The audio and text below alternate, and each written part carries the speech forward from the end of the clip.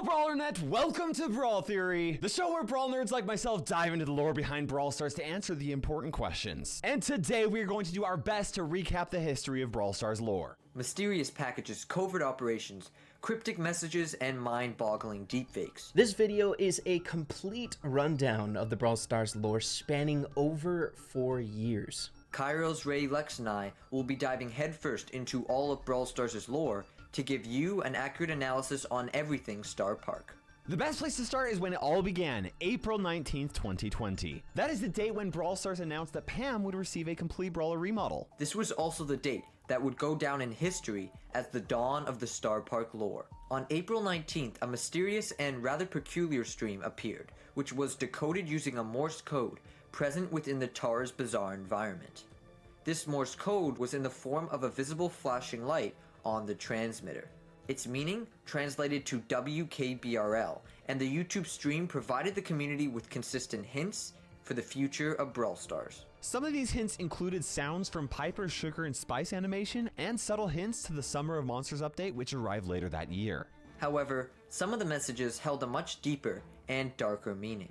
Cease and desist orders, like the one they sent me, eerie advertisements, and sudden outbursts caused many to question the legitimacy and the sole intent of the stream. However, people's suspicions would soon vanish because shortly after the WKBRL stream was discovered, individuals located a strange website called Starparkbiz. Now, it was dubbed the worldwide collection of all Star Park paraphernalia. This includes toxic balloons, yellow jumpsuits, and of course the iconic spike socks. Interestingly enough, its true purpose has never been uncovered, however, its presence still lingers this day. Additionally, individuals made an interesting discovery on the homepage of the website, a link with direct contact to the webmaster, the manager of Starparkbiz. If you clicked the email button, you would be redirected to a page where you could send a personal message to the webmaster.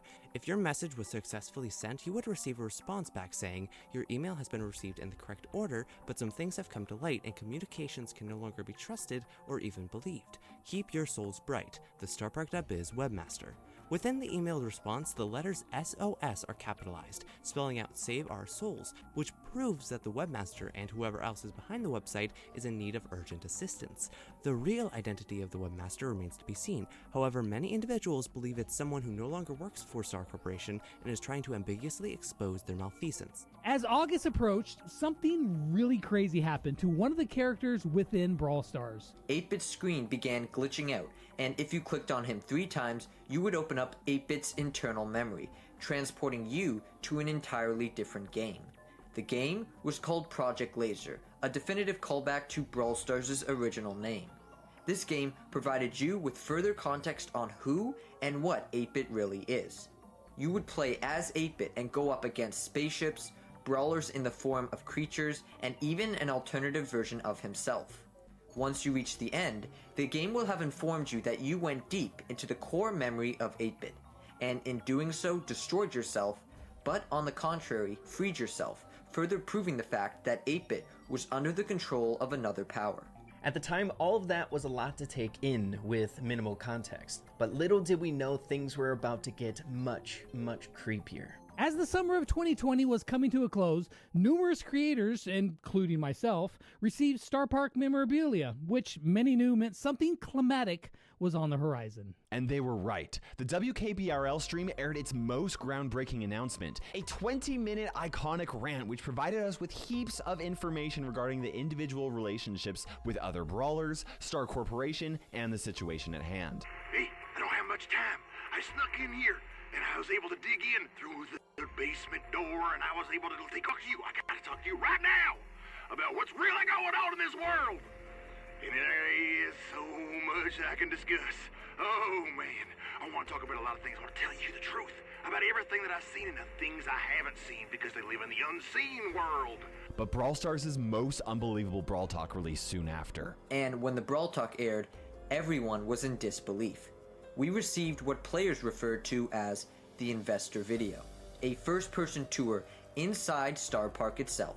The hosts introduced us to different locations and venues inside of Star Park, while certain unexplainable phenomenon occurred. It is still unclear if some of the incidents were intended to happen or purely coincidental. The video itself massively expanded what we once thought the world of Brawl Stars was like, providing us with new music, themes, characters, and of course, secrets. Many secrets that still remain unanswered to this day. Where are Leon and Nita's parents? What happened to the Mr. P mascot? And most importantly, why are Frank and Danny in a framed photo? Within the investor video itself, numerous SPEWD stickers were also visible. The acronym SPEWD stands for Star Park Union of Distressed Employees, or so we think. A union designated to oppose Star Corporation's actions and beliefs. It is believed to have been run, or at least partially managed, by the Mr. P mascot, who we see earlier in the video be reprimanded by who we assume to be a Star Corporation affiliate. Later in the video, the Mr. P mascot is seen lying face first on the ground motionless. Many individuals believe that there is a strong correlation between the two proceedings, however no theories have been labeled as fact as of yet. As the investor video was coming to a close, the original host left us with one final message, which was only comprehensible when reversed. By doing so, it would reveal the following message. In the future, the children control a glowing rectangle. Most, if not all of the community believes that they were insinuating that in the future, we, the players, would control them, the brawlers, using our electronic devices.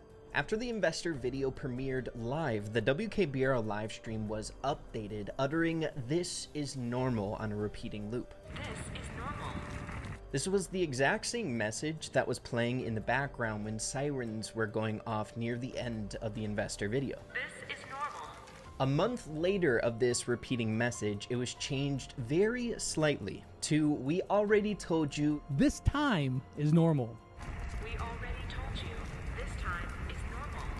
Of course, leading many people to believe that the factor of time and or the given period was important. Now, additionally, the Starparkbiz website was also updated extensively with a ton of new images and descriptions. This provided much needed context to what was going on in the investor video for those who were, like me, already confused. However, some could argue that it made things probably a whole lot more confusing. 2021 brought with it a lot of interesting Brawl Stars lore developments. Starting off in April, conveniently on the 19th, 1 year after the stream emerged, we heard Jesse trying to break into the room where the WKBRL stream was broadcasting from. We already told you. This is normal. We already told you. This is normal. We already told you. This is normal. We already told you. This is normal. We already told you. This is normal. Now, many theorists within the community believe that this meant that the Junker trio, which is Pam, Nani, and Jesse, had strong ties to the stream, which is a valid assumption. Now, this doesn't necessarily mean that they manage the stream, but it could be as simple as they know where it's being broadcasted and have access to the room if necessary. Now, when the March Brawl Talk released, Frank uttered a very important statement saying, "Stay hydrated."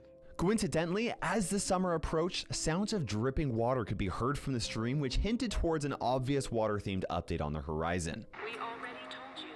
This time is normal. We already told you. This time is normal. We already told you.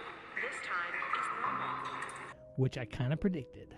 This was indeed the case, seeing that we did receive the Velocirapids update a short time later, which included the release of the newest brawler Buzz, as well as the water park environment. The Starparkbiz website was updated shortly after that with different items that would fit within this water park theme, including elements from the newest character coming to the game, Buzz, a whistle with a incredibly haunting sound to it that still gives me nightmares to this day, I swear.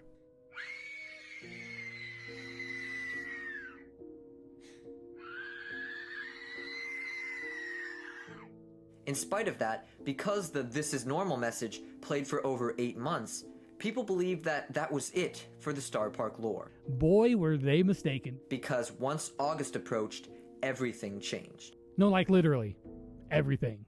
The entire WKBRL stream was halted and re-emerged completely revamped. The slogan became "The voice that hears you." WKBRL. The voice that hears you. The revised WKBRL stream began playing J and K-pop music, and the entire ambiance of the stream was drastically altered. This revision also came with the emergence of another peculiar channel called Kairos Tim. Now, Kairos Tim is the fake Kairos, and he's way less handsome than I am, and his channel was created to contradict every claim that I made in regard to Star Park and the WKBRL. Interestingly enough, Kairos Tim did make a subtle audio appearance in the Voice That Hears You stream in 2021. However, his sole intent seemed pretty innocent, to act as a workout coach. Or was it? Alright, time for pull-ups. You got this, pinkies only, go! Believe it or not, you are still able to find clips of Kairos Tim over on the Stararchive YouTube channel.